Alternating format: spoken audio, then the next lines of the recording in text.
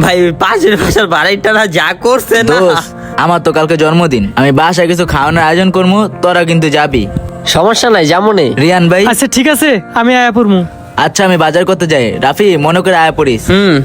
এর আগের বার ওর বাসায় গেছি, 150 টাকা দামের একটা কেক খাওয়াইছি। কেক খাই আমার পেট নষ্ট হয়ে গেছে। কোন পাগলা কুত্তায় কামড়াইছে? ওর মতো ভাই বেড়াদের লোকের সম্পর্ক করছি। ওর বাসায় ভুলেও আমি যাবো না। আচ্ছা তোরা না গেলে নাই, পোলার বাসায় আমি একাই যামুনি। কি কস রাফি, তুই ওগো বাসায় যাবি? ওগো বাসার পরিবেশ ভালো, আর ঘরের অবস্থা দেখছস? দেখ, ওর লগে আমি বন্ধুত্ব সম্পর্ক করছি, আর বন্ধুত্ব সম্পর্ক শুধু একটা ওয়ার্ড না, এর ভিতরে জড়াই আছে মায়া, ভালোবাসা।